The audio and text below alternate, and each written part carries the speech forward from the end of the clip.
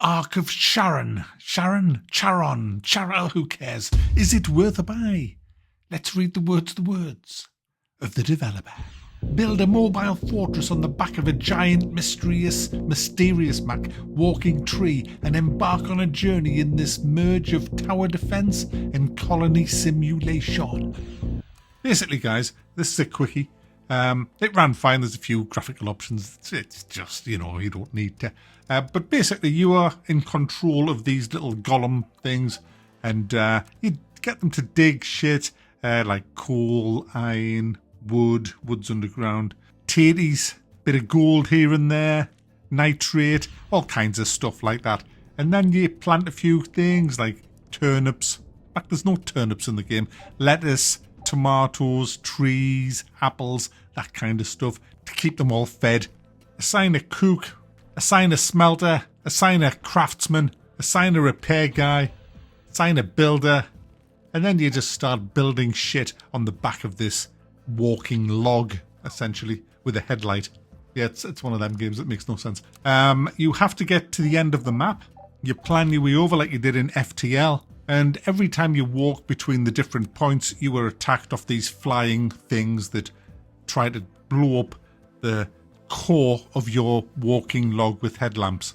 You can build different structures. It starts off with wood, then it moves to stone, then it goes to metal. You progress through a big tree, a talent tree. You unlock new recipes with this talent tree. You get talents by just doing shit, and you get more golems by killing shit.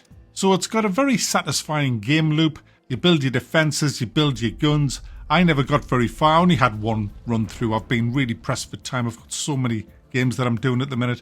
So I just had a quick kind of go, well, max 6 hours. I had about a 6-hour blast on this. And I found it fun. It is a fun game loop. Now, there's two different ways you can play this. There's two different game modes, if you like. There's the base game, which is what I've just mentioned. When you're dead, you're dead. But then there's a roguelite version of the game. What that means basically is when you've done a run, you get points to spend to make things better. Like you can make things grow faster and stuff like that, so that your next run is not quite as difficult. You're a bit more prepared. There's a few things that make it a bit harder though. You don't have as long to prepare before you have to move from zone to zone. You don't have as much underground to mine as well. So there's a few things making the game a little bit harder, but ultimately you will get very strong towards the end of that, hence the roguelite mechanics. What I like about this game is I like the mining, getting all the different ores in. I ran out of wood. That was my big problem. I totally ran out of wood. I didn't harvest enough at the beginning.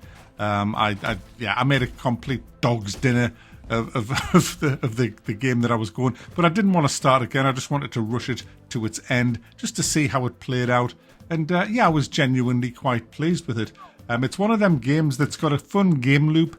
As soon as you die, it's like, right, I want to have another go. I actually did want to have, even though I don't have time to have another go. First thing I did was, right, I want to start again and have another go. And it's that kind of game. It's quite an addictive little game.